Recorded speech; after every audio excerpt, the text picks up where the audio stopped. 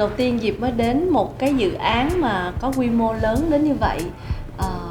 Thật sự là choáng ngợp khi mà bước vào những ngôi nhà mẫu xinh đẹp và rất là tiện nghi.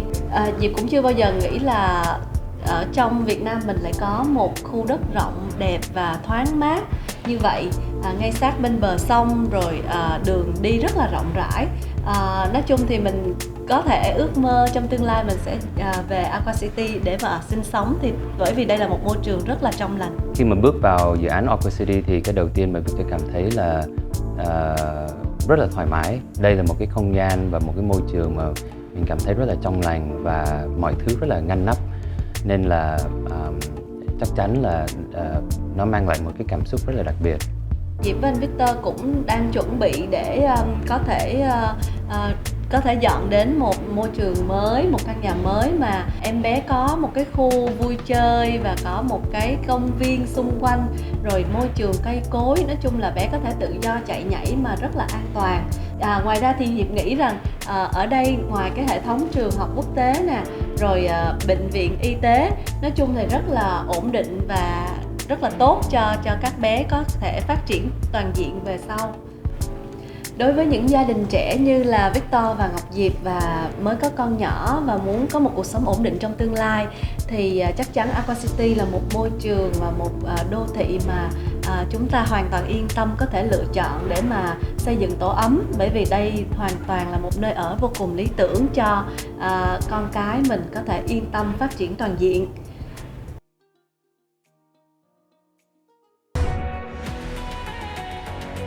Mấy hôm nay là em đang nghe rất là nhiều thông tin về Aqua City, cho nên là hôm nay em muốn là thầy trò mình dành thời gian một chút để mình đi xem, để thầy cũng tư vấn giùm em, tại vì em cũng đang rất là quan tâm cái dự án này. Cũng không biết có tư vấn được cho Miyu hay không, nhưng mà chắc chắn Miyu cũng sẽ tìm thấy được cho mình những cái quyết định đúng về cái dự án này.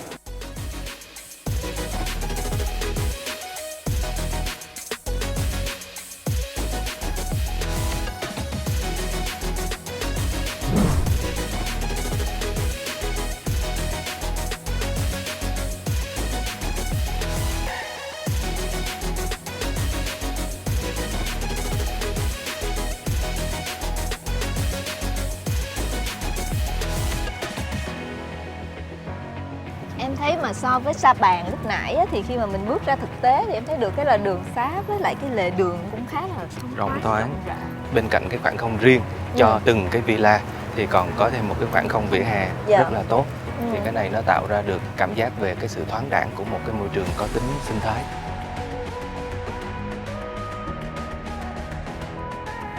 Hiện tại thì Miyu và thầy Vinh đang đứng trước một căn villa ở ngay góc rất là đẹp. Với cái căn villa này thì có phong cách về cổ điển kết hợp với hiện đại.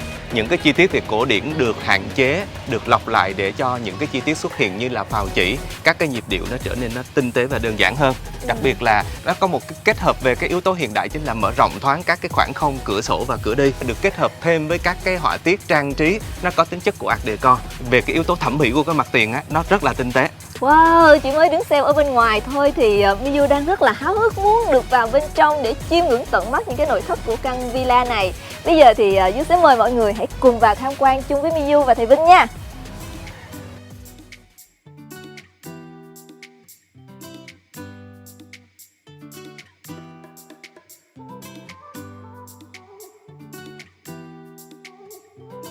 Cái kiến trúc có nét pha trộn giữa cổ điển và hiện đại. Cái sự tinh tế là tiết giảm bớt những cái chi tiết và pha trộn thêm những cái ngôn ngữ của đời sống hiện đại mới. Và cái tinh thần đó đã được cái phương án nội thất tiếp tục khai thác. Về diện tích của cái villa này, xét về cái diện tích sử dụng là vừa đủ, gần như là hoàn toàn phù hợp để có thể bố trí những cái gian chức năng cơ bản và nó đạt được những cái giá trị về tiện nghi sử dụng tốt.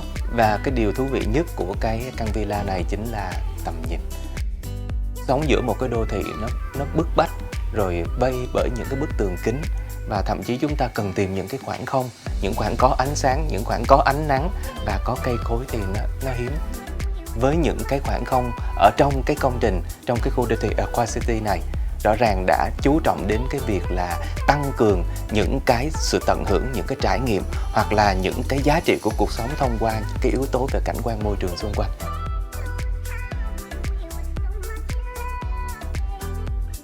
Chắc có thể vì em là một người trẻ đó, cho nên là em thích những cái không gian nó hiện đại hơn và nó cá tính hơn. Và vô cái không gian này em cảm thấy dễ chịu, em cảm thấy rất là thoải mái, giống như mình bước vào cái căn nhà của chính mình vậy.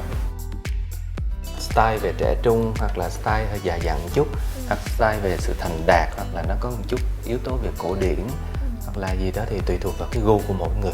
Cái villa này nó rất là linh hoạt trong cái cách để bố trí về giao thông, nghĩa là tùy vào cái nhu cầu của chúng ta mà chúng ta sẽ bố trí cái mặt bằng lại theo một cái kiểu khác nhau. Thì đây chính là cái sự linh hoạt của những cái dự án cần thiết để đáp ứng cho nhiều nhu cầu của khách hàng.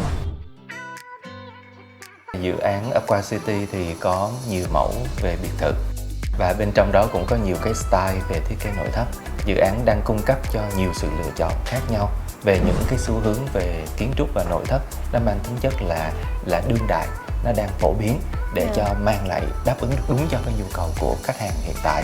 Để đầu tư một khu đô thị lớn đòi hỏi phải đáp ứng cho nhiều cái yếu tố về các cái không gian tiện ích, khối công cộng để đáp ứng cho từng cái cụm dân cư luôn. Cho nên là những công trình liên quan tới thể thao, sức khỏe, đến thương mại, đến shopping, làm đẹp, về giáo dục, tất cả những cái hạng mục đó thì gần như đã có sự chuẩn bị sẵn sàng, và theo đúng cái tiến độ thì dần dần nó sẽ được hoàn thành và sẽ mang lại được một cái trải nghiệm gần như là trọn vẹn cho một khu đô thị. Được gọi là một đô thị sinh thái thông minh, Aqua City phải đáp ứng được hai tiêu chí cơ bản và quan trọng nhất. Thứ nhất là yếu tố giao thông kết nối, thứ hai là môi trường sinh thái. Đối với giao thông kết nối, chính nhờ cái vị trí thuận lợi gần các cái tuyến giao thông huyết mạch như đường cao tốc Long Thành - Dầu Giây và sân bay Long Thành đã biến cho Aqua City không chỉ trở thành nơi sống lý tưởng mà còn là mảnh đất vàng để có thể đầu tư. Đối với môi trường sinh thái, được bao bọc bởi hệ thống sông ngòi và kênh rạch, giúp cân bằng được với mật độ xây dựng nhà ở trong dự án này.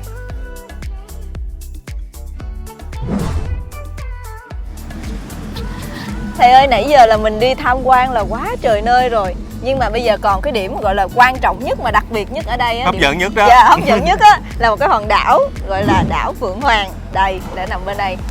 Tuyệt vời luôn, là một cái đảo tự nhiên. Đảo Phượng Hoàng là sẽ có những cái khu ở Dạ. dành cho những cái mô hình kiến trúc đặc biệt và cho những khách hàng đặc biệt. Đây là một cái không gian sống có giá trị, có ý nghĩa, có tính nhân văn, có yếu tố về sinh thái, lại có những cái thông điệp về một cái cuộc sống văn minh mọi người hướng tới.